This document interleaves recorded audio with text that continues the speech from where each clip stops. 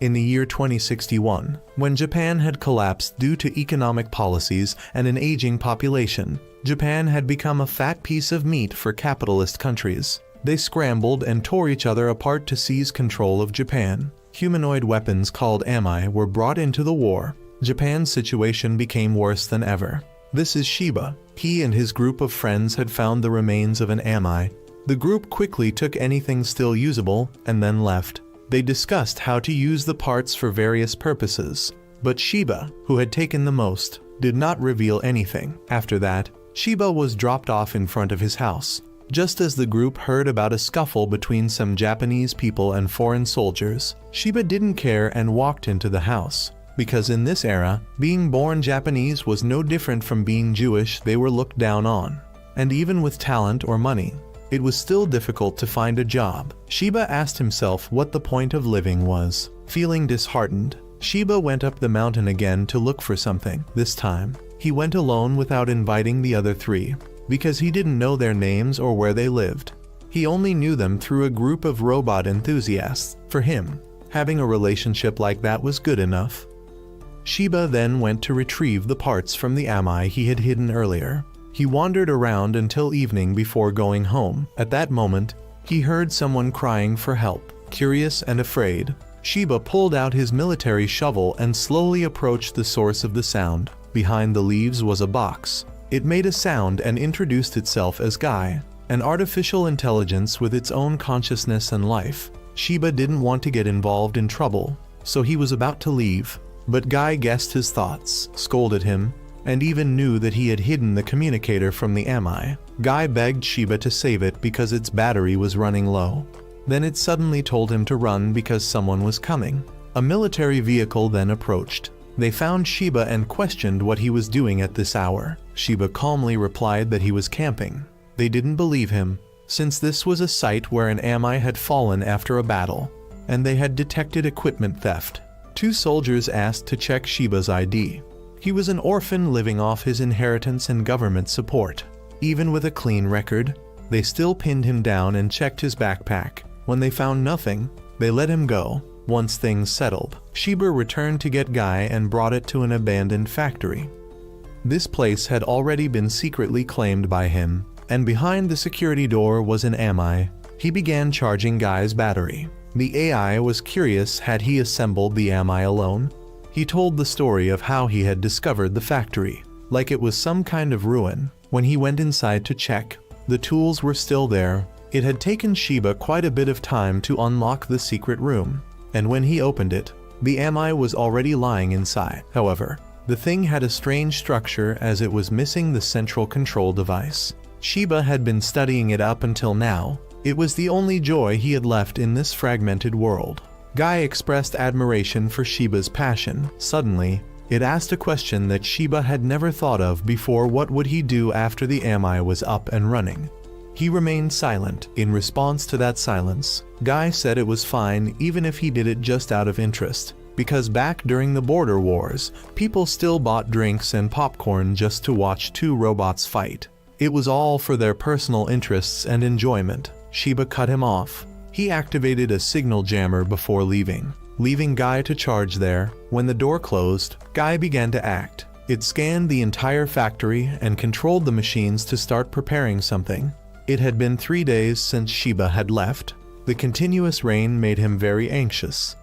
He was afraid that Guy would drain all the electricity in the factory. The next day, the military caught Shiba's group of friends while they were trying to modify a vehicle using ami parts. The commander considered all three to be terrorists and presented a photo of Shiba, demanding they provide information if they didn't want to die. Meanwhile, while Shiba was repairing his headphones, Guy picked up the signal and urged him to run from the house just as the soldiers stormed in. Not seeing him, they immediately started checking the nearby security cameras. Shiba ran to the factory and saw that the ami had been completed by Guy. But he wasn't allowed to be surprised for long because the soldiers had arrived. Through the cameras, they saw 2 Oceanian mechas and Shiba's 3 friends had been taken hostage. The commander demanded Shiba come out, suspecting him of being part of a terrorist organization. The 3 tried to explain that they were just city boys who liked modifying vehicles. but he wouldn't listen and pointed his gun at them, forcing Shiba to come out. Shiba was about to do what he said, but Guy spoke up. Did he want to be captured and spend the rest of his life in prison, or would he resist and find a path through hardship? Accept being a fish trapped in a cage, or be a fish that leaps over the dragon gate and becomes a dragon? If he believed in it, then pilot this. Without hesitation, he chose to pilot the MI with Guy. When the commander didn't see any movement, he began firing. Shiba entered the MI and inserted Guy like a key. After a few seconds of analysis, the MI was identified as Kenbu. The retinal scan process began, and Shiba could now see everything outside. Guy appeared in a cuter form. After a bit of getting used to the cockpit, Shiba transformed the MI into humanoid mode. Following Guy's instructions, Kenbu charged outside. Surprising everyone, Shiba flew in and punched one MI, then grabbed it and threw it into the other one. However, the enemy still fired back, forcing him to retreat and take cover. They continued to unleash bullets, putting him in a tough spot. One enemy unit jumped from behind, forming a pincer attack on Kenbu. At this point, Guy told Shiba to use the finishing move. With blazing eyes, it demanded Shiba shout the name of the move as coolly as possible. As both enemy MIs charged in, Shiba shouted "Iron Cannon Blast" and used his weapon to pierce one unit. He quickly grabbed the one attacking from behind and smashed its arm into the other. This was the first time Shiba truly felt alive. Immediately after, a soldier took Shiba's 3 friends as hostages and demanded he surrender. Seeing this, Guy told Shiba that it had it covered. It then changed its tone and said that those 3 were just tools for Shiba, that he had used them to gather the parts to repair Kenbu, and now that it was complete, they were no longer useful. Guy even insulted the commander to his face, saying he had lost track of the real terrorists and instead arrested and punished innocent civilians. How shameful. After saying that, the 2 of them left. Following that bold provocation, the 2 now had to live in hiding like this. That night, Shiba stopped to inspect Kenbu. He checked his phone and saw he was now wanted for terrorism. But being too hungry, he didn't care. Shiba asked what they needed to do next. Guy said they had to cross the Seto Inland Sea and head to Okayama. That area was outside the control of the Oceanian military, so they would attract less attention. But even if they were still pursued, they would just live in exile. That sounded reasonable, so Shiba took a nap to regain strength. The next morning, Shiba had to camouflage Kenbu because earlier Guy had informed him that it needed to rest after processing a massive amount of information in one day. It needed sleep to avoid overloading. Once the camouflage was done, Shiba went to find something to eat because he hadn't eaten anything since yesterday. He approached a garden full of vegetables and thought to himself that since he was already being hunted like a criminal, committing a little more crime wouldn't matter. So he went to the garden and picked a tomato. Just as he was about to take a bite, the owner of the garden showed up, holding a sickle, scaring Shiba into bowing deeply and apologizing. The owner looked at him silently, then said if Shiba helped him, he'd give him food. After that, under the kind farmer's guidance, Shiba harvested many kinds of vegetables. By noon, he got to eat cool tomatoes that had been soaked in a stream. After eating, the farmer asked him to help plant seeds. They worked until the afternoon, but Shiba didn't feel tired. In fact, he felt happy with these new experiences. It made sense, since he had always lived in the city, so experiences like these were very precious. The farmer, having seen it all, invited Shiba to his home. His wife came out to greet him, and the farmer asked her to prepare a meal for their guest. She happily agreed and told Shiba to take a bath first. After bathing, he was treated to a grand meal by the couple. Shiba didn't hold back and began eating. When he took the first bite, his tears fell unconsciously because it was completely different from the taste of fast food he always ate. It made Shiba feel genuinely happy. After finishing the meal, Shiba drank tea to rinse his mouth. At that moment, the TV broadcasted a wanted notice for Shiba, and in his speechless confusion, the old man said that he once had a son. But unfortunately, he died while participating in the border war. The 2 of them had promised each other to go fishing together when he returned, but it seemed that would never happen. That boat had been left unused until now. The old man said that if Shiba needed it, he would give it to him. He knew clearly that Shiba wasn't a terrorist, because no terrorist would bow down and apologize so meekly in the field after getting caught stealing food. On the contrary, Sheba even helped him tend the garden. The old man said that in such chaotic times, one must not lose faith in people, so he would give Sheba that trust. He also assured him that as long as Sheba stayed here, nothing would happen to him. Emotions surged in Sheba upon hearing those words. He kept thanking them. To dispel the awkward feeling, the old woman said she'd go check if Sheba's laundry was done. Sheba offered to help, and just then the doorbell rang. The old man told Sheba to hide, then stepped out to meet the town's police chief, who had come to check if any terrorists were hiding here.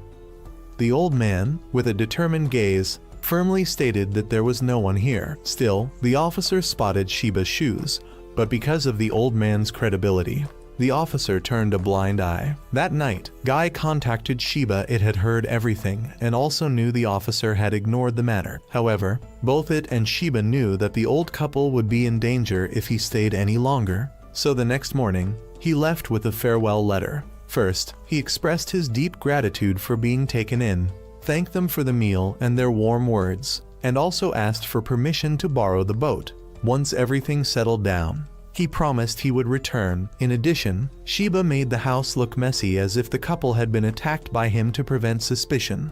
Then Sheba connected the boat to Guy, and the two began their journey. Even so, Sheba still felt uneasy as more and more crimes were piled onto him, things he hadn't even done. Guy confidently said it was fine. No matter how many crimes were blamed on him, as long as the truth came out, it would be resolved. Hearing that, Sheba felt relieved and departed. Guy informed him that in just a few minutes, they would reach the other shore. But ahead was the border war zone, a brutal battlefield. Before they could prepare, Guy announced they were surrounded by Asian military forces who had set up an interception formation. Guy scanned the entire battlefield and confirmed there were at least 12 enemy mechas. It was too late to flee, so the only option was to charge forward. Guy said that Sheba had already taken down Oceania if he defeated Asia too. He'd be a hero, though it wasn't what Sheba wanted. The chance to fight fired him up. As the Asian forces opened fire, Kenbu leaped into the air, landing on a broken bridge nearby as calculated by Guy. The two pressed forward. Kenbu charged and took down one Ami, and Sheba used it as a shield, pushing both into the water. The thrill surged through Sheba, and he charged forward again, taking out two more Amis. The enemy commander was astonished by Kenbu's agile movements. Guy identified 4 enemies firing from a distance. Kenbu dashed over, kicked 2 away, and grabbed a rifle to shoot at another charging Ami. But the weapon required identity verification and couldn't be used. No problem, Sheba slammed the rifle's handle into the Ami's head. However, more reinforcements arrived, and they were surrounded on 4 sides. Guy calculated an escape route. It detected a high-capacity battery nearby. If ignited, it would explode. Taking advantage of the enemy's gunfire, Sheba had Kenbu throw several battery packs into the rain of bullets, triggering a massive explosion. Using the fire as cover, the two of them made a break for it. However, the Asian forces continued firing, hitting Kenbu's leg and immobilizing it. They quickly surrounded and restrained Sheba, then unleashed a hail of bullets on the cockpit to destroy it and kill him. But Kenbu was too tough for the first barrage to break through. The commanding officer continued to order fire until Sheba was killed.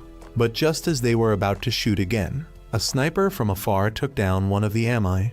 The Asian army immediately became alert, but the distance across the mountain range had completely locked their targeting. Each bullet fired took down one Ami, and once all had fallen, the pilot from the other side contacted Sheba, providing him with a location he needed to go to and giving him a password. Then, that pilot fired 2 smoke rounds to create a chance for Kenbu to escape.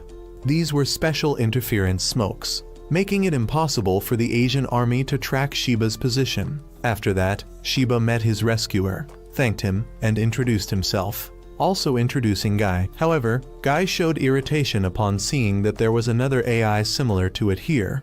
The other pilot's AI also greeted them. The 4 then boarded a transport vehicle and departed. The other AI introduced itself as K, and the pilot was Gashin. Guy began scanning the surroundings to determine where they were going, and K explained that this road was built before the border war. It was a leftover from a highway project, privately funded and constructed in secret, so the enemy wouldn't know about it, and they could travel safely. Then it was Shiba's turn to ask who Gashin was. With a curt and reserved demeanor, Gashin explained that the Japanese were piloting EMA and forming their own army with the aim of restoring Japan. Gashin called their organization Yatagarasu. Guy remarked that Shiba had encountered real terrorists. Shiba was then taken to Yada's camp, where he met the maintenance workers. Though they called him weak and effeminate, they still agreed to repair Kenbu. Then another person arrived, introducing herself as Risa. She led him to meet the captain of Yada's second unit, Kumai. After a brief introduction, Kumai asked Shiba a few questions that sounded like an interrogation, asking whether he had comrades or assembled Kenbu himself, and even asking if Guy was programmed by Shiba. Although a bit taken aback by these questions, Shiba calmly answered. He found Kenbu already assembled and just set it up and repaired it, not even knowing if it would work.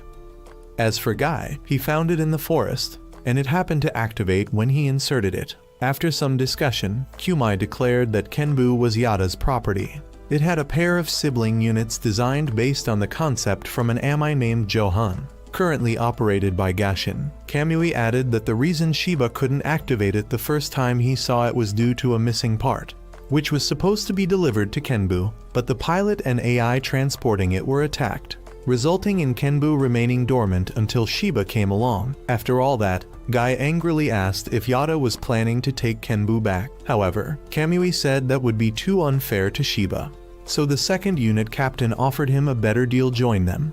They weren't terrorists like the news claimed. They were a revolutionary army, not extreme in their actions, thus not terrorists. Moreover, since Shiba could repair and fight with Kenbu, they saw him as a good fit. Shiba hesitated, knowing that joining them would mean he'd have to kill people. Gashin got angry, saying Kenbu wasn't a toy, it was a weapon of war.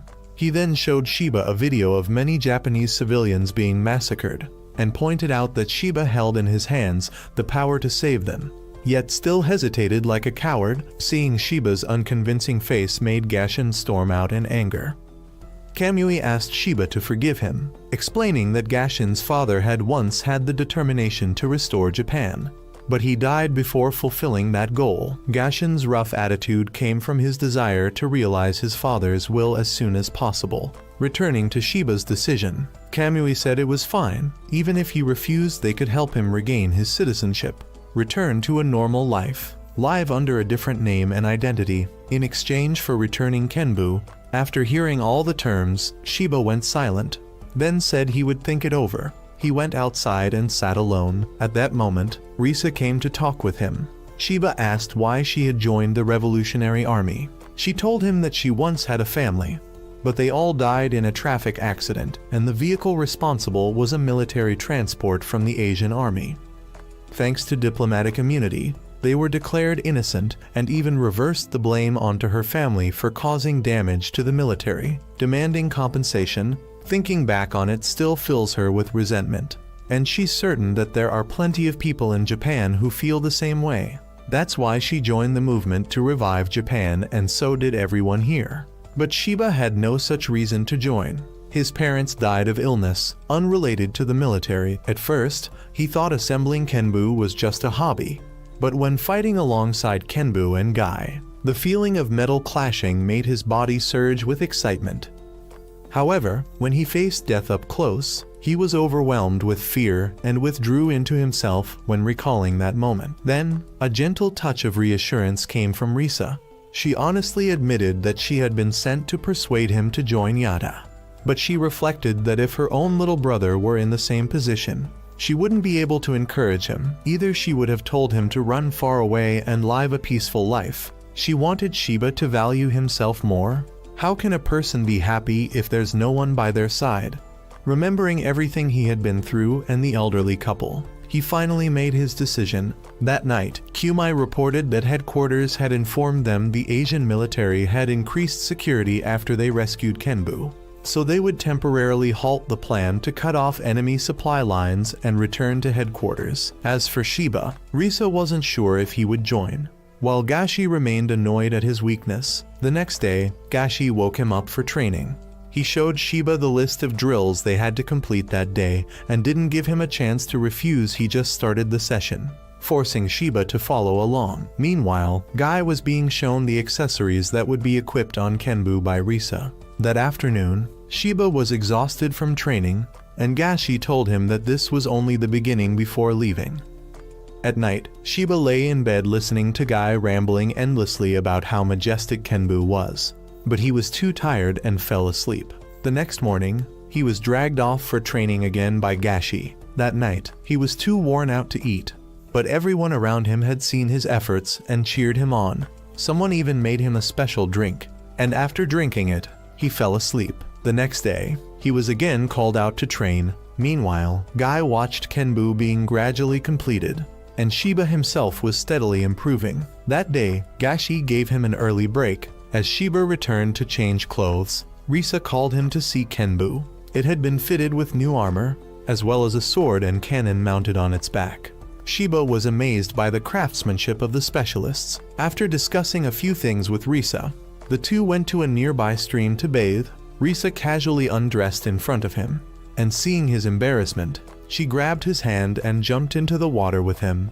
The cold stream washed away his worries. After that, they talked. Risa told him that the day after tomorrow, they would leave this place and head to Hiroshima, and asked if he had made up his mind. Shiba said he was still afraid of fighting, but after spending time with everyone, he realized they weren't bad people, so he would go with them. He wanted to learn and fight alongside Kenbu. Risa was overjoyed and patted his head. That night, he told Guy about his decision. Guy said he would always support Shiba because Shiba had saved him. Risa reported Shiba's choice to Kamui. The next day, Guy and Shiba tested the new Kenbu. Thanks to the upgrades and maintenance, it moved faster and more agile than before. With one slash, it sliced cleanly through a large boulder. After the trial run, Shiba got down from Kenbu and met Gashi. He expressed his amazement at the upgrades, and then Gashi took over piloting it. Gashi needed to familiarize himself with Kenbu in case Shiba died, and Shiba should do the same. Then the two had a practice match using each other's ami, and Gashi's unit, named Johan, was guided by the AIK. Their friendly match was evenly matched. Even though Guy talked too much and annoyed Gashi, he calmly dodged every blast from Shiba. Kei calmly advised Shiba to switch weapons more flexibly when his opponent had figured out how to counter him. But Shiba was worried that if he fought too seriously, Kenbu would get scratched. While he was distracted, Gashi quickly closed in, and Kei instantly told Shiba to switch to a shield to defend himself. Right after that, he pulled out a short dagger and struck away Kenbu's weapon, then pointed his gun at it. But Gashi managed to grab another weapon and slashed Johan's shoulder. The result of the battle was a draw, and Gashi also acknowledged Shiba as a pilot. At that exact moment, the camp was attacked again. They were being approached by a black ami. It targeted the transport vehicles carrying AMA parts and began smashing them. Once finished, it turned its attention to the rebel forces. Just as its massive arm was about to strike down, Kenbu blocked it, and the two began fighting. Guy took note of the AMA's arm, which was emitting heat. There was no data available on this thing, so they had to be extremely cautious. At the right moment, Sister Risa arrived to assist. She had only managed to fire a few shots before the ami instantly teleported in front of her and killed her with a single blow. Her sudden death left Shiba in shock and unable to react. Guy called for him to return immediately to avoid another strike from the black ami. Kamui contacted them, asking both of them to buy time so he could evacuate everyone. Meanwhile, Gashi, upon realizing that this was the ami that had killed his father, launched an attack despite Kei's attempts to stop him. At the same time, his memories surged back on that day. Gashi had asked his father to let him pilot Johan instead of the training mech. His father had agreed since there was no sign of danger. But shortly after he left, an emergency alert came in saying that a black ami had attacked his father's team. When Gashi ran to find him, he saw that the ami had already killed his father. Gashi, filled with rage, swore to avenge his father. Kei told him to calm down because his vitals were unstable and that he wouldn't be able to control Johan properly. The black ami swung its weapon at Gashi, and Kenbu quickly rushed in to save him. However, Gashin was still in an unstable emotional state and told Shiba to get lost. At this moment, Kamui contacted him and urged him to cooperate to defeat the Amai if both of them lost. Everyone here would die. Kei also tried to calm him down to stabilize his vitals. The problem was that both eyes, Guy and Kei, had no data at all on this Amai to formulate a combat strategy. The only information they had was that this Amai attacked every location it passed. Both the Asian and North American armies had taken heavy damage from it. They called it Ghost. Ghost launched the first attack with a powerful lightning-fast strike that pushed Kenbu back, followed by a combo of continuous blows against Shiba. Gashi provided cover fire. Ghost jumped backward and used a weapon from the rebel army to attack.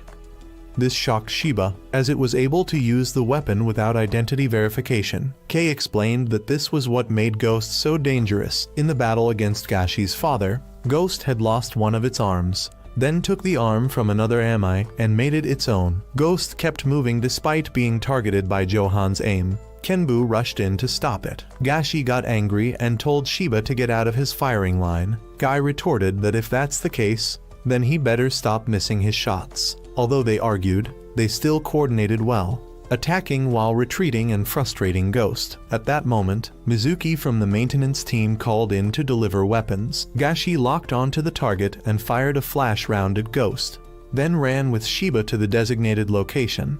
Ghost detected them and immediately gave chase. When both retrieved their weapons, Ghost also arrived, all three readied for combat. Ghost launched the first attack, but Kenbu's heated blade blocked it. Johan provided cover fire. Ghost blocked the shots and accelerated toward Johan. Kenbu ran in to help, but was met with Ghost throwing Johan at him. However, Guy had anticipated this and leapt high into the air. Kenbu switched to a firearm and fired downward. As Ghost blocked with its arm, Shiba had already reached it, severing one arm and pinning it down with a stab to the leg. The rest was up to Johan. Gashin switched to armor-piercing rounds and kept firing at Ghost's head. However, even without a head, it was still able to move. It jumped behind Kenbu and pushed him into Johan, pinning them both to the ground. Then Ghost activated its internal reactor to self-destruct with both of them. The temperature kept rising, and Ghost turned from black to red. Neither Shiba nor Gashi could escape, and they both resigned themselves to their fate. Just then, Kamui brought in artillery support to attack Ghost. He ordered them to aim at its joints. Once they were loosened, Kenbu and Johan broke free and ran for cover. Both waited for Ghost to explode, but it just kept heating up with no sign of an actual detonation. That afternoon, Kamui called the two of them. He informed them that since they had suffered heavy losses in both personnel and weapons, he would return to headquarters first to report the situation. The task of cleaning up the battlefield would be entrusted to Gashi and Shiba. They needed to finish before the Asian army arrived. When there was no longer any heat signal, Gashi and Shira went up to search the area. While scanning for heat signatures, Shiba found the necklace that Risa used to wear. He went down to pick it up and burst into tears for her. That night, just as Gashi had predicted, the Asian army arrived, especially that red-haired man. He had the ability to simulate an entire battle just by looking at its traces. He was surprised by Shira's progress in combat and became even more eager to meet him after sensing that he had defeated Ghost. Shira was still devastated over Risa's death, and Gashi could understand because he had been through it before. The red-haired man from the Asian military had gathered information about all three MI units and recreated them. Kenbu was the original unit, Johan was a sniper type, and Ghost still had no data available. The redhead could devise countermeasures for all three. He knew that Ghost had removed its limiters to reach such incredible strength. Perhaps the AI inside had evolved on its own.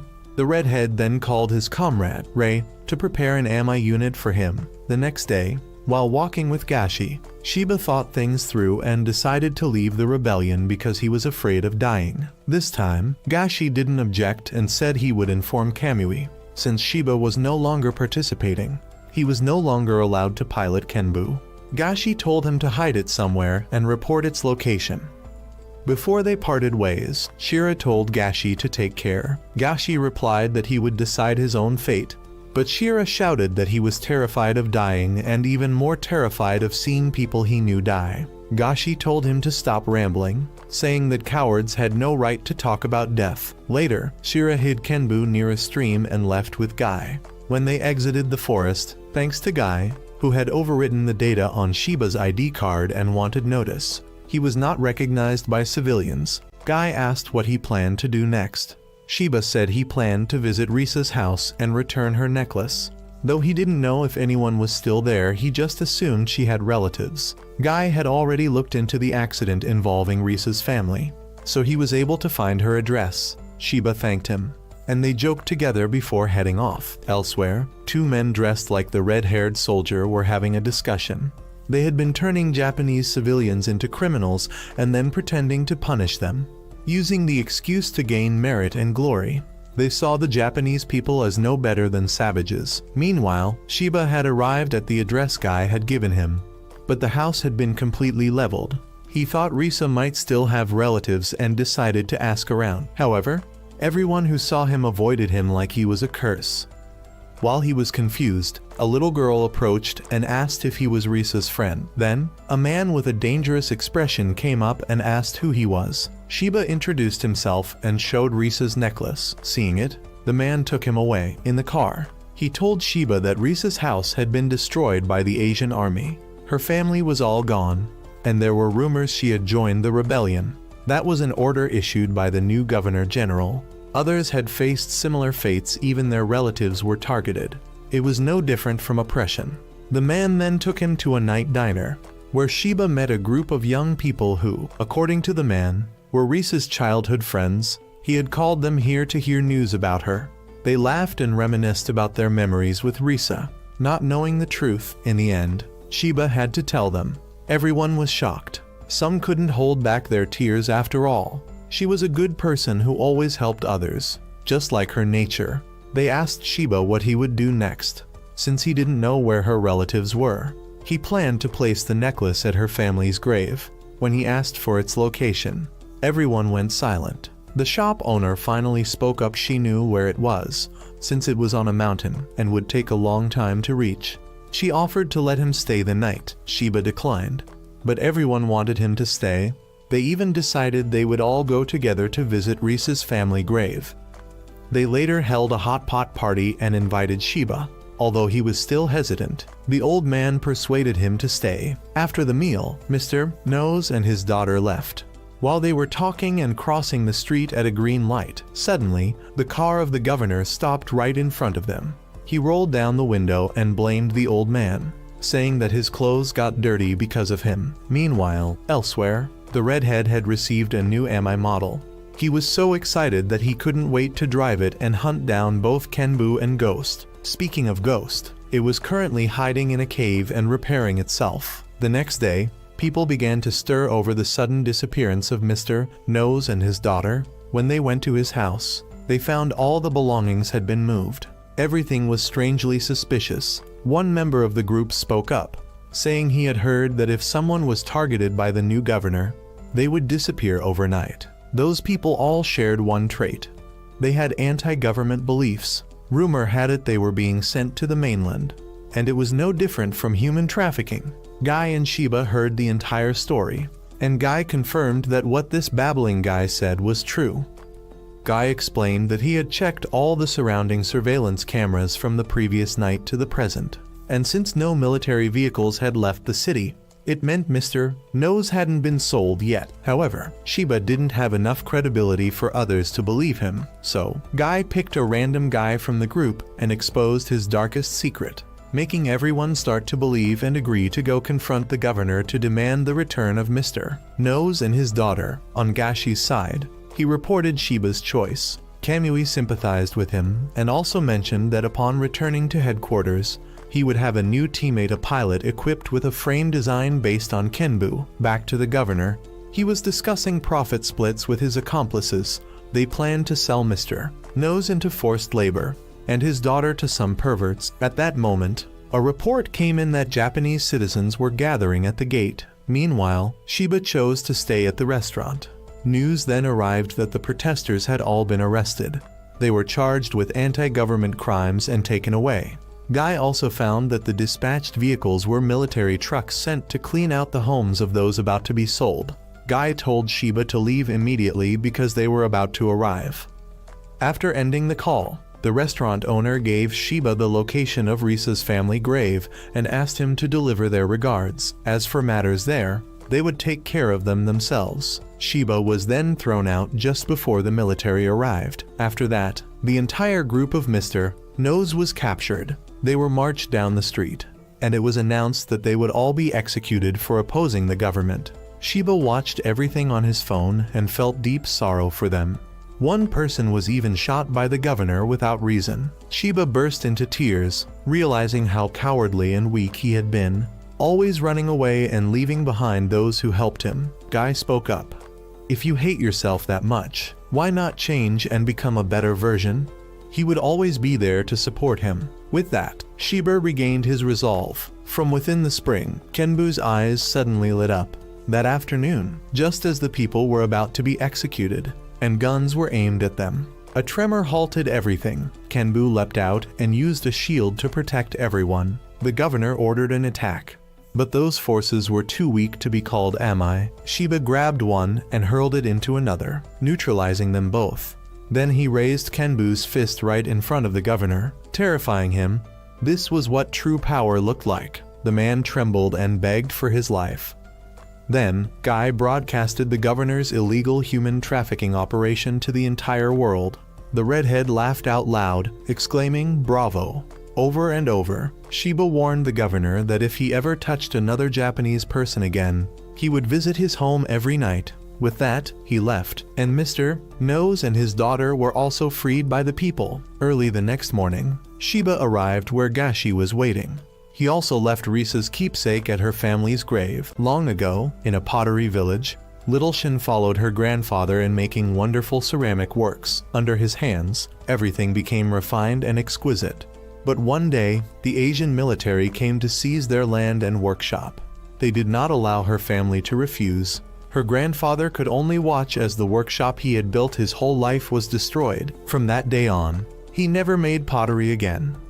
Seeing him like that, Little Shin promised him that one day she would restore the family's factory. Back to the present, both Johan and Kenbu were in a damaged state with several critical parts broken. Both Guy and Kei also needed to recharge to operate properly. Gashi contacted Mizuki, who really wanted to help but couldn't do much since she was on the move. Avoiding the Asian forces while heading back to headquarters, she informed them of the locations of the parts needed for both machines so they could repair them themselves before leaving. Shiba asked Gashi what to do next, and he took the boy to illegally siphon electricity to recharge the two eyes. After disguising them so they could rest, Gashi and Shiba entered the city looking for a place to stay. At the hotel, although Shiba was a city boy, it was his first time there, so he was a bit confused and was called a country bumpkin by Gashi. He tried to retort, but Gashi told him not to draw attention. After checking in, they headed to their room. Kei advised both of them to take a bath because they smelled terrible. Shiba was surprised that even an AI could detect odor, but Kei said even without that, just looking around would tell you everyone nearby was covering their noses. So as soon as they got into the room, the two of them scrubbed themselves clean. After bathing, they went to eat together. Gashi received a message from Mizuki that the parts had been delivered, so they would begin repairs tomorrow. Hearing that, Shiba happily started eating. He noticed Gashi didn't eat vegetables and asked about it. Kei explained that Gashi was a very picky eater, so Shiba teased him, only to be glared at. Shiba apologized, saying he didn't know Gashi didn't like that kind of joke. He had never had friends before, so he didn't know how to communicate well. Kei and Guy told him not to worry, saying Gashi was just trying to act tough to hide how fragile he really was. The three of them then started arguing. Meanwhile, the European military, after hearing Shiba's provocative speech and receiving a significant blow to both the economy and reputation of Asia, began military preparations to confront him. The commander hoped that the flower of war would bloom here in blood and gunpowder. The next day, Gashi and Shiba set out to collect the parts. On the bus, Gashi told Shiba to look down at the Japanese city, now under domination, with its people suffering oppression and poverty. He said that one day he would reclaim this place. Then the two arrived at a bar where members of the resistance worked. When Gashi gave the correct password, the owner handed over the package to them. The owner, having heard Shiba's speech, also placed his hopes on him. Not long after they left, while the two were talking about responsibility, an explosion suddenly occurred in the distance at the port. The European army boldly launched an attack on the Asian zone. The Asians retaliated, but not significantly. Gashi and Shiba blended in with the evacuating crowd to observe the situation. Meanwhile, the Oceanic army fired indiscriminately, not caring about civilians. The two boys arrived at the evacuation center. Gashi saw that the situation was dire for the Asian side, and they might stop evacuating civilians and focus on defense instead. Shiba couldn't accept that and wanted to do something. Guy responded to his desire by deciding to hack into civilian devices to guide the evacuation. Kei and Guy then hacked all the city's display screens and began directing people to safe routes. However, it still wouldn't be fast enough because the Oceanic army was advancing too quickly. Shiba wanted to use Kenbu for support, but Gashi said that by the time they went to get it and came back, everyone would already be dead. The Asian commander also abandoned the refugees, believing that if the Oceanic forces killed civilians, public opinion would turn against them. The civilians tried to leave the building, but were stopped by Asian soldiers.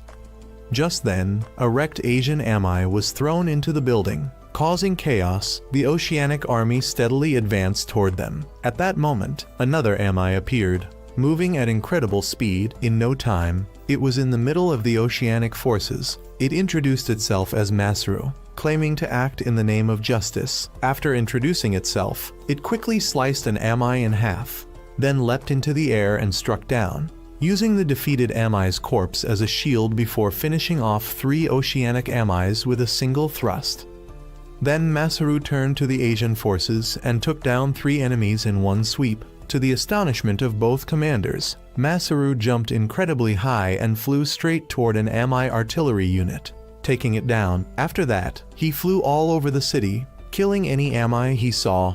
The maps of both sides lit up entirely in red dots, signaling that their units were being annihilated. With losses reaching 70%, the Oceanic forces were forced to retreat. Shiba and Gashi were left dumbfounded as they witnessed the scene, their mouths agape just as Guy announced that this was their new teammate. Having received the summon notice, the two quickly left. In a forest during the late afternoon, Gashi and Shiba ventured deeper in and found Masaru. Shiba greeted first, but the AI on the other side abruptly cut him off. It introduced itself as Angelo with an arrogant tone, expressing its disdain for male pilots and even demanding the two bow their heads in thanks for being saved by it. After berating Gashi and Shiba for a while, it finally revealed that the princess and her pilot would be their new teammates, and that pilot was Shin. She descended from the sub-commander unit without a word, then suddenly broke down crying. Afterwards, all 3 were transported to a nearby Yada base. Shin was the first to apologize for greeting them with tears. She introduced herself and chatted with Shiba, while Gashi remained cold and gruff, saying little. According to Shinne, that morning's battle was her first real combat experience. Initially, she was just a maintenance worker for Yada, until Angelo suddenly appeared and told her to become a pilot, and she agreed right away. Angelo was very confident in its ability to judge people, though Guy and Kei teased that Angelo was just into girls. The 3 of them then started joking and goofing around, giving Gashi a major headache. Meanwhile, the red-haired man named Hardy and his friend arrived to meet their commander. The commander had summoned them because they had located the position of Ghost. It was now confirmed that Ghost was an unmanned machine with an AI featuring independent thinking. The one behind it remained a mystery. Ghost had already taken down forces from North America, Asia, Eurasia, and Oceania. High-ranking officials were desperate to possess Ghost to gain an advantage in the war. Hardy's superior ordered them to find it and, if possible, destroy Ghost to prevent it from falling into another nation's hands. With the work matter settled, the superior moved on to a personal topic. He turned out to be Hardy's adoptive father. He asked his son to come home during the holidays since his mother missed him very much. Hardy agreed and left. However, while in the car, his friend knew well that Hardy would likely bury himself in work during the holidays. Hardy just had too many things he needed to accomplish. Afterward, Hardy dropped by his favorite bakery. The shop owner even gave him extra. Knowing that the North American alliance was trying to restore Japan, despite the efforts, the reality was that command still belonged to the North American military. Even if Japan regained autonomy, its leadership would still be under North America. Eventually, the entire country might become a colony. Hardy didn't want the people to rely on other nations. They had to rise up and reclaim what belonged to them. After eating the pastries, the two continued on their way. Hardy opened up not that he didn't want to go home, but because he was adopted, and so were the other kids in the household. He couldn't fit in with them. He could hardly find anything that excited him until his father brought him into the military environment.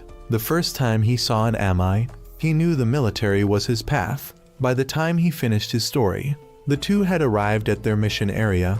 Back to Shiba's group, they had arrived at a luxury hotel to rest. Only now did Shiba raise the question of why their three amis were so different from the ones in the military. Angelo explained that there was a company called Brenzon, which supported resistance groups from Japan. Officially, its headquarters were in Europe. But it was just a shell company. No one knew if the company had any sinister goals, but so far, everything was fine. As for eyes like them, they were configured by an external agency called ILS, short for Intelligence Learning System. An autonomous learning system. Guy seemed to be a special case. Although he shared the same codebase with Kei and Angelo, he was sent to the oceanic region by someone. In any case, they were still considered siblings. When they returned to the room, Shiba asked Guy if he wondered why he was sent there. But Guy didn't care because he liked the current situation. Back to Hardy's location, he met two people, Roger and Sophie, who would assist him in eliminating Ghost. However, Sophie voiced her opposition to this mission because she believed that piloting AMI manually was less safe than using unmanned AMI units. Hardy explained to his subordinates that if they used unmanned units, they would need an entire platoon. And since the Asian and Oceanian forces were still looming threats, they couldn't do that. Therefore, Hardy had gathered elite individuals to capture Ghost, and being chosen meant she was highly skilled.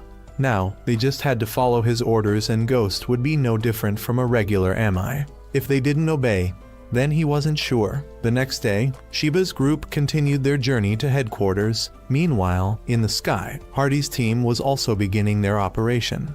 Ghost sensed all four of them from the cave and immediately leaped to the surface. Hardy landed right where it appeared. Ghost made the first move, rushing to attack.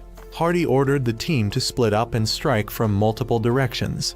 This tactic proved effective as Ghost was struggling. It had never fought against a team made entirely of manned machines. They needed to destroy it before Ghost adapted to this new combat style. However, it was too late. Ghost focused solely on Hardy's teammate, forcing Hardy to retreat in difficulty. When Roger tried to help, Ghost intercepted the attack and threw Hardy's friend at him. The military fired missiles from the outside, but Ghost emitted a jamming signal that diverted their trajectory. Roger continued attacking and was caught by Ghost. A third arm sprouted from Ghost's back. The black man was forced to sacrifice one arm to escape. Ghost had now fully adapted to Hardy's tactics and was preparing to crush him. Suddenly, Guy sensed that same killing intent again. Besides Shiba, the other two and the AI couldn't sense anything. Guy thought it was just him and ignored it. Back to Ghost. It used chain-tipped fingers to directly attack the pilots inside the aircraft, and then, while Roger was off guard, one of the fingers killed him from the inside. Unable to grieve for long, Hardy quickly calculated a new attack strategy.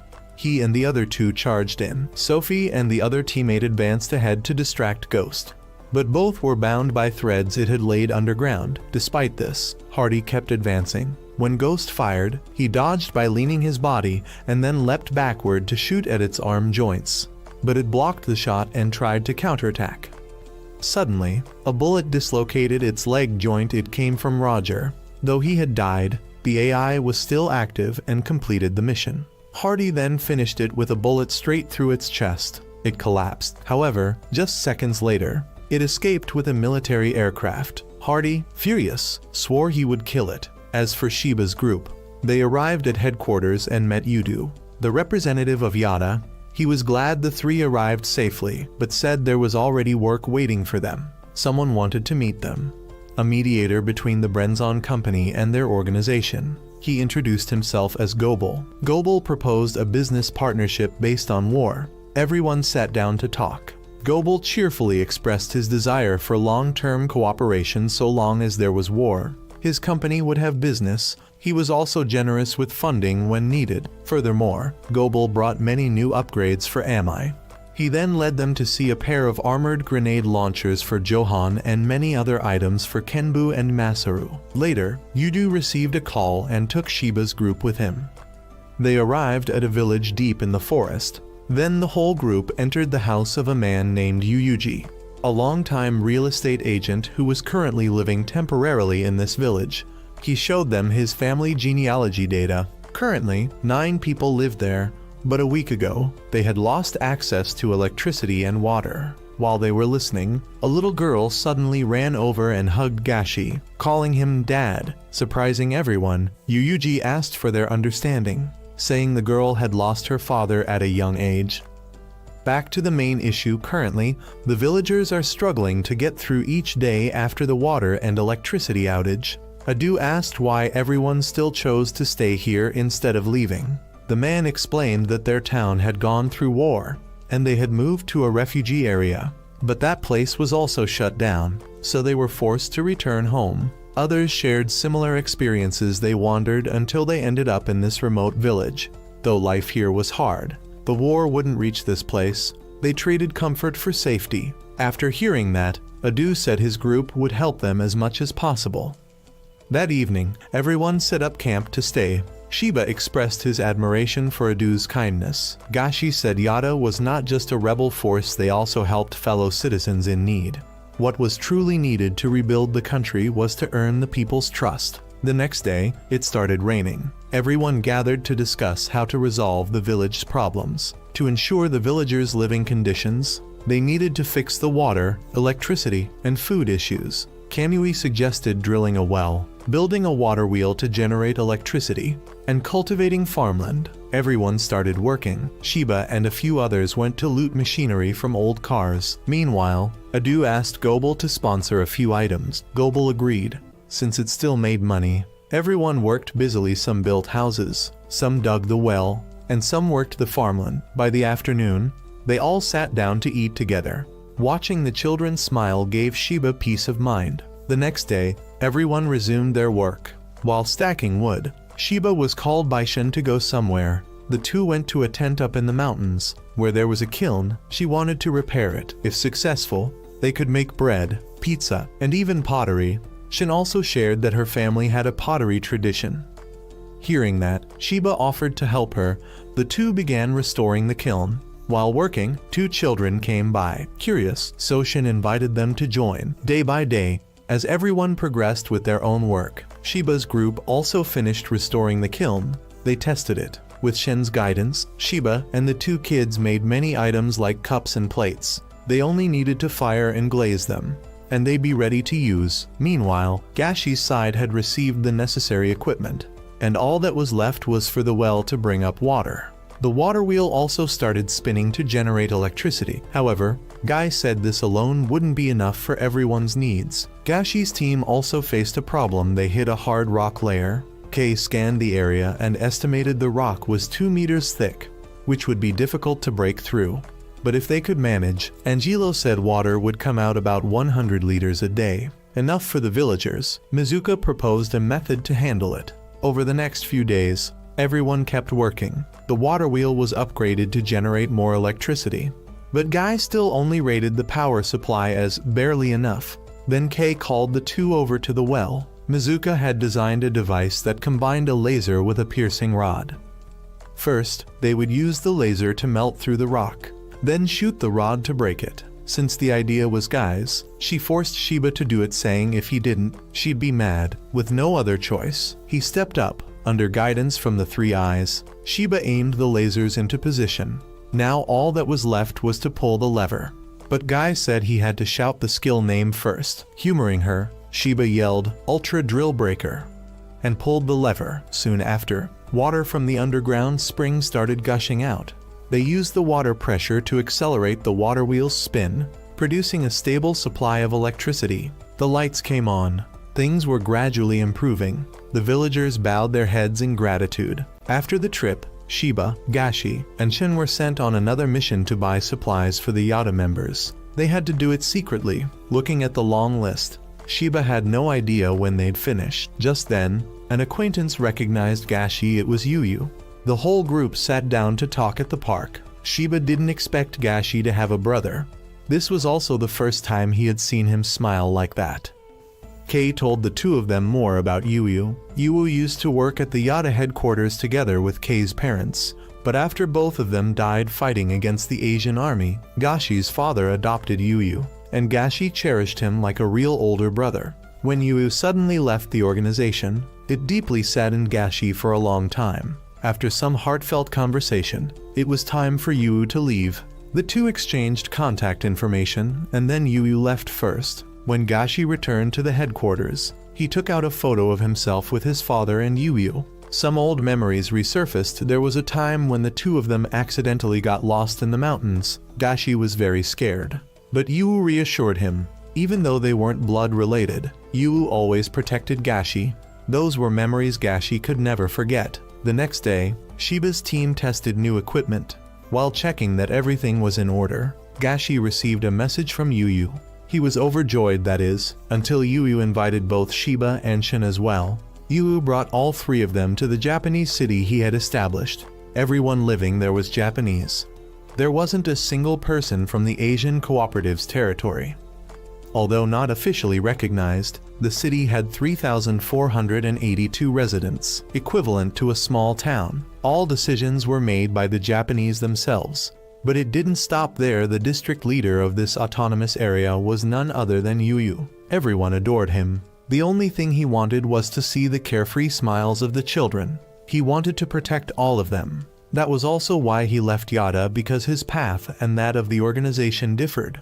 Managing this autonomous zone was extremely difficult, as he had to negotiate with the Asian army every day instead of fighting like Yada. He hoped that the city would expand even more in the future. Then, it was time, so Yuyu left the three of them to freely explore. They hadn't walked far before locals started giving them many gifts because they were Yuyu's acquaintances. Shiba and Shin went up a hill to enjoy the view of the city while Gashi went to meet his brother after the meeting. Yuyu didn't beat around the bush and got straight to the point. He wanted his little brother to leave Yada and join him in this city. He explained that due to the population cap, the number of residents couldn't increase. However, he could request the Asian army to make an exception for Gashi. He didn't want his brother to wield a gun anymore. He wanted him to live a peaceful life here. Gashi couldn't give an immediate answer and asked for time to think. He then returned to headquarters. While he was still thinking it over, Gobel approached him and revealed a harsh truth, because losing Gashi would negatively affect the company's profits. He claimed that Yuyu was a spy for the Asian army. Whether Gashi believed it or not was up to him. But Gobel emphasized that information is a commodity. Truth doesn't need to be adjusted. Besides, with a bit of reasoning, it was obvious. How could the Asian army allow Yuyu to establish such a large autonomous zone unless he was working for them? According to Gobel, in exchange for creating that city, Yuyu served them seizing land, leaking information, identifying rebel elements, bribery, and sometimes even blackmail. The older brother Gashi adored was protecting the Japanese by selling them out. If Gashi continued to stay in touch with Yuyu, it would only be a matter of time before Yada's information leaked completely. Losing one pilot was already a big loss for the company, let alone three. Gobel advised Gashi to think carefully to avoid unnecessary serious consequences. If he still didn't believe it, he could investigate. After hearing that, Gashi left. In a dark room, Gashi told Kei not to mention any of this to anyone. He remembered when he lost his father. He just sat there in silence, deep in thought, and it was Yuyu who came to comfort him. He couldn't believe his brother would do something like that, so the next day, Gashi secretly returned to the city to investigate. After only a few rounds, he noticed many things were off. Supplies, whether medical or daily necessities, were severely lacking. Locals constantly complained. As he went further, Gashi saw a vehicle belonging to the Asian army heading toward Yuu's office. As expected, they were using the delivery of essential goods as leverage to pressure Yu into providing information. Even though it clearly wasn't part of their agreement, he still had no choice but to comply. Gashi witnessed it all through the surveillance camera. After the Asian forces withdrew, Yu thought for a moment and then called Gashi. The two of them met outside the autonomous zone and headed to headquarters. There, Yu met Kamui and Adu. He revealed everything: how he had cooperated with the Asian forces to establish the autonomous zone, and how they were trying to extract information from him to plan the annihilation of Yada. He suspected that Asia might use the autonomous zone as a base, so he advised them to withdraw their troops from the area. After revealing everything, Yui returned before the Asians could grow suspicious. He declined Adu's invitation to stay, but unexpectedly, Yuu's car wouldn't start. The maintenance crew checked and said it would take a full day to fix, so they suggested Yu spend the night there. With that, he no longer held back. In the dead of night, when everyone was fast asleep, Yu secretly copied Yada's data, but as he attempted to escape, Gashi intercepted him. The two brothers began to argue. Yu wanted to protect his people, unwilling to see them die, while Gashi couldn't afford to sacrifice his own organization. The argument escalated until Yu turned to leave. Gashi pointed a gun at his brother, but couldn't bring himself to pull the trigger. In the following days, the three pilots drifted across the sea to meet Taohoku, a rebel organization similar to theirs. The three pilots took a different route from Adu and Kumai. The day before, they had discussed their movement plans with Gobel. He told them they might meet the Taohoku group, who were also working to revive Japan, but were currently being hunted down by the Asian European forces. Soon after, they spotted their destination, the island where the Taohoku group was hiding. At that moment, the island was under attack by the Asian European army. The defenders were desperately fighting back, but the enemy was using MI units to suppress them. Just in time, Shiba's group arrived to support. Gashi sniped enemies from afar, while Masaru and Kendo jumped into action, cutting down MI unit. However, the enemy was still too numerous, so Gashi deployed smoke bombs and ordered a retreat. Lieutenant Zelenoy, who was commanding this operation, witnessed everything. Laughing gleefully, he said that next time, he would personally enter the battlefield. After escaping, they met Commander Kono, who thanked all three of them for their help. Shiba looked around and saw very few people, hardly enough to be called an organization. Kono explained that they used to have many members, but since Zelenoy took over operations, he had heavily invested in MI units to hunt down and exterminate the Taohoku organization. Kono's next plan was to attack the eastern side of the island, where their allies were. In order to regroup, Guy said that to increase their chances of success, they needed to scout the surrounding area to understand the terrain. The three of them then split up for reconnaissance, each with an escort. When Shiba reached higher ground, he noticed strange beams of light. His escort explained they were enemy signal devices, deployed in large numbers. They didn't detect humans, only MI, and if a signal was turned off, it would trigger an enemy alert. Shiba observed them and thought he could make use of that. Meanwhile, Zelenoy was relaxing in a bath, enjoying himself before the battle. His secretary objected, questioning why he needed to personally appear when they already had victory in hand. But Zelenoy said he liked it that way and would defeat Shiba's group himself. Shiba was taking position along with Gashin and Shin. As the fog grew thicker, Zelenoy boarded an AMI and launched the sweep operation, ordering random artillery fire into the forest. Once they detected Shiba's group moving, they continued to bombard their path. Gashin scattered smoke bombs to jam the signals, but Zelenoy activated all the signal towers. After spotting all three on the map, they fired to corner Shiba's group into one area. However, just as they were about to trap them, the signal suddenly vanished. Outside, Gashin had blown up a bridge, taking out many enemies. Kenbu and Masaru flew out from both flanks to wipe out the rest. Hacking into their system was easy, allowing them to fake their positions. Using the fog to conceal themselves, they took down the remaining small fry and headed straight for Zelenoy. Angelo and Guy charged ahead, eager to take him on. While Kei stayed behind and shot down 2 enemies behind Zelenoy, Kenbu's sword was the first to clash with him. When his staff came in to help, they were fired upon and had to dodge. Zelenoy was about to shoot Kenbu when Masaru returned and slashed his gun, damaging it. Despite being caught in a pincer attack from both sides, Zelenoy still managed to fight back. His sword was too hard to break. However, while fighting, his ami suddenly stopped moving. Gashi decided to retreat, saying there was no need to kill him, while Zelenoy, furious, glared at them to a noble like him. This was no different from an insult. At that moment, both the sword and the armor on Ami shattered. Back with Shiba's group, after merging Kono's group with the remaining troops, they bid farewell. The trio boarded the ship to regroup with Kamui's team. After this journey, Gashi had become more positive. Not long after, the Shiba team met the maintenance crew again. But before letting them service Kenbu, Shiba asked to wash it first because it was quite dirty.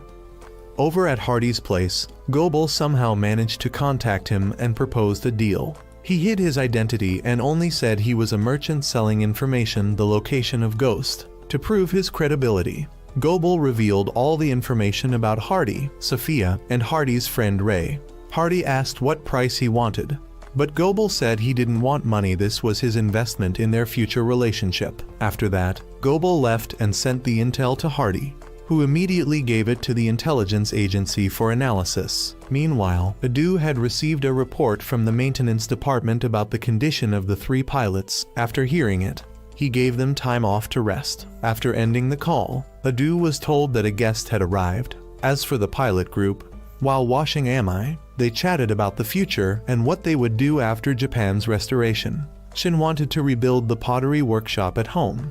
Gashi still had to avenge his father, and upon hearing that, Shiba promised to help him defeat Ghost. Shin also wanted to help.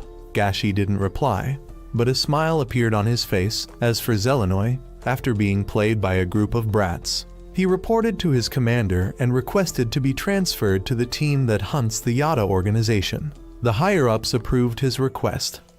Meanwhile, Adu met Kamui again. Kamui showed Adu some photos of wounded Asian soldiers with unknown injuries, possibly attacked by another country's forces. Putting that aside, Adu showed Kamui a current map of Japan, which had been divided among 4 factions. If operations continued, the territory under Yada's control would expand. Officially, it belonged to the North American Alliance, but Japan retained autonomous control.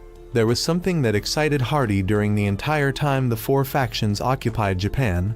They never fought each other to expand their territories, but that had changed recently. It was due to an enormous catalyst that caused massive upheaval, the original Ami. Kenbu more precisely, the self-evolving and learning AI inside Kenbu. Ghost had a similar AI, possibly even superior to Guy's. The more Hardy thought about it, the more he wanted to possess it. He decided to cooperate with Gobel since it was mutually beneficial. A moment later, intel from the intelligence agency came in. 90% credible. Ghost was still within the Asian cooperative zone. Since it had adapted to their old strategies, Hardy needed a new approach to fight it. He asked Sophie from intelligence if they had tracked Shiba's group, but she said they had lost their trail long ago, and based on speculation, there were many possible directions they could have gone. After thinking for a while, Hardy invited Ray and Sophia out to get some fresh air. Meanwhile, after Shiba and Mizuru had finished maintaining Kenbu, Shiba, Shin, and Gashi disguised themselves to go shopping. Upon arriving at the market, the group split up to shop. Shiba was a bit overwhelmed by the crowds and accidentally bumped into Hardy. Shiba apologized and quickly walked away, but Hardy recognized his voice from earlier and had Ray follow and compare it. After finishing their shopping in the afternoon, Mizuru showed up and invited the group to relax in the hot springs. At the bathhouse, they separated into male and female sections. Unexpectedly, Shiba ran into Hardy again. Without beating around the bush, Hardy revealed he was with the North American forces and explained his mission to capture Ghost, which he had failed. He then disclosed Ghost's current location, which struck a nerve with Gashi. Without letting them ask questions, Hardy left with Ray. On the women's side, Sophie also informed them of the same thing. That night, Ghost attacked the Asian army base again. causing heavy damage. The next day, Shiba's team informed Adu of Ghost's location and about Hardy. Gashi, filled with the desire to avenge his father, wanted to go immediately, and Shiba was also willing to help, needing to avenge Risa. However, Adu asked both of them to be patient until the information was verified. From that moment on, Gashi threw himself into training. After 2 days, the information was confirmed Ghost was in Okinoshima, where it had captured the Asian army's strongholds. The army had retreated to the mainland to establish defenses in case Ghost launched a land assault. Currently, Ghost was asleep for repairs, and Kei revealed that there were still Japanese civilians on Okinoshima, abandoned by the Asian army. Now, defeating Ghost was directly tied to protecting the Japanese people and homeland. Adu then assigned the mission of saving the civilians and defeating Ghost to the 3 of them. The plan involved 2 teams. Team A would evacuate the civilians, while Team B, consisting of 3 pilots, would carry out a surprise attack on the place where Ghost was believed to be sleeping. After finalizing the plan, everyone split up to carry out their duties. In the following days, Team A worked to mobilize the island's civilians for evacuation, while Team B trained intensively for combat. Before long, the day of the operation arrived. That night, many boats sailed to Okinoshima. Team A landed and began evacuating civilians onto the boats, while Team B advanced toward Ghost's location. Meanwhile, Hardy sat back to reap the benefits. Ghost had already awakened and began hunting down remnants of the Asian army, destroying 2 Amai and targeting the commander who had once fought Shiba. Just then, the trio arrived and launched an attack. Drawing it away, as expected, Ghost targeted Shin, knowing she was not yet used to its fighting style, and kept closing in on her. Kenbu rushed in to help, and Gashi ordered them to switch to strategy B. The 3 of them lured Ghost to an open area. Masaru flew overhead to support. Kenbu fought Ghost, but it had evolved to have 4 attacking arms, catching Shiba off guard and putting him at a disadvantage. Johan provided covering fire, drawing its attention toward both of them. Then Masaru fired an electric net to trap it. Johan attempted a finishing shot, but Ghost countered with wires from its feet, broke the net, grabbed Johan's head, and tried to crush it. Kenbu knocked its arm away, and Masaru fired another net to restrain it. The 3 of them retreated to reassess. Ghost's power had evolved at an insane pace, its rapid development shocking them. Talking about evolution gave Shiba an idea. Ghost caught up from behind, and Shiba told Gashi to execute strategy A. Kenbu lured it up the mountain. Guy located the ammunition storage and pulled it inside. As Masaru was already waiting at the front, Shin fired 2 layers of netting to pin it down inside the storage, and Guy sealed the door. From afar, Gashi took aim. The bullet hit the ammo cache, triggering a chain explosion that blew up the entire area. But before they could celebrate, Ghost stood motionless in the middle of the flames. Still, they didn't give up and charged again. However, Kenbu was punched away, as Masaru was tossed aside like a toy. Gashi called the 2 to fight together as they had trained. Hardy continued observing from afar. Whoever won, he would benefit. If Shiba won, the Ghost problem was solved. If Ghost won, he could collect Guy for research. Meanwhile, Team A successfully evacuated the civilians and even captured remnants of the Asian army. Back to the battle, the trio coordinated well, but even though it took damage, Ghost remained overwhelmingly strong. It flew in and destroyed Johan's rifle to stop his sniping. Guy suspected this was no longer just an autonomous AI, but piloted by someone. Despite their 3-on-1 fight, their winning odds were dropping fast. Just then, Kono called and ordered them to retreat, saying they had already accomplished half the mission. But Shiba refused, knowing Ghost would never let them go. He promised to return alive and asked his uncle not to worry. Hearing that, Kono agreed to send additional supplies. The trio resumed their assault. Ghost punched Kenbu away and slammed Masaru into the ground, then broke Masaru's arm and took Johan's leg. Shin barely managed to pull Gashi away, and the 2 successfully went into hiding. Kenbu was observing Ghost from a distance. They used a thermal camera and discovered that the energy source it used was located in its tail. This explained why it could take on all 3 of them without expending energy while they did. And that was its weakness. If it continued to maintain a high temperature without releasing internal heat, it would eventually overheat. The three then regrouped and shared energy with each other. Johan and Masaru transferred all of their energy to Kenbu so Shiba could take down Ghost. After that, Kenbu continued to fight Ghost. While the lieutenant and Johan got into attack positions, Shiba continued luring Ghost into the Asian military's Ami warehouse for an attack. It charged into the warehouse and then controlled the Amis to fire at Shiba. But Kenbu had already jumped out and detonated the warehouse. Of course, Ghost still stood tall. At this point, there was a notification that the two had reached their position. However, Kenbu was gradually losing ground. At this point, Guy had no choice but to break the limiter. This was the only way to defeat Ghost. Without hesitation, he agreed. Sure enough, after breaking the limiter, Kenbu became faster, and in an instant sliced off one of Ghost's arms. The two were now evenly matched. Kenbu lured Ghost into a burning area. Shiba and Guy coordinated to punch Ghost, giving it almost no chance to counter.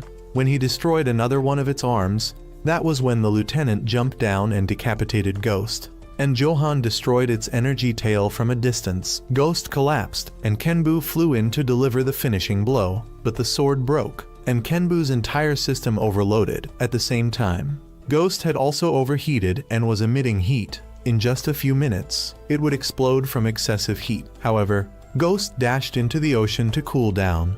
Preventing the explosion, Kenbu stood in its way, determined to die with it if necessary, unwilling to let something like what happened to Risa occur again. And to avenge Gashi's father, Shiba decided to sacrifice himself. He would die to protect everyone he loved. In those final moments, Shiba and Guy had one last conversation. No matter what, the two of them would go together to the ends of the earth. After saying that, Guy lost connection. Shiba thanked him for showing him that the world still held many beautiful things.